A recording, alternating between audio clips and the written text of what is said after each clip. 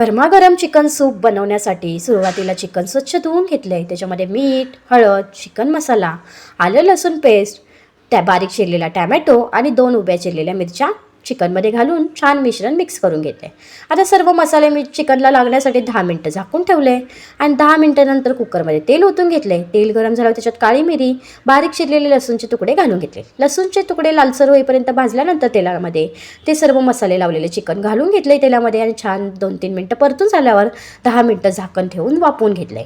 10 मिनटानंतर गरम पाणी एका गॅसवर करायला ठेवलेलं ते गरम पाणी त्या चिकनमध्ये घालून घेतले. 2 वाट्या गरम पाणी चिकनमध्ये घालून कुकरला झाकण लावून 3 शिट्या काढून घेतले. 3 शिट्यांमध्ये मस्त चिकन शिजून तयार होतं. चिकन शिजल्यानंतर इथे मी मक्याचं पीठ न वापरता नाचणी आणि बाजरीचं मिक्स पीठ 1 चम्मच पाण्यामध्ये मिक्स करून घालून घेतले, जेणेकरून आपलं सूप दाटसर होईल. मस्त असं गरमागरम उकळी आल्यानंतर चिकन सूप तयार झालं. कशी वाटली रेसिपी?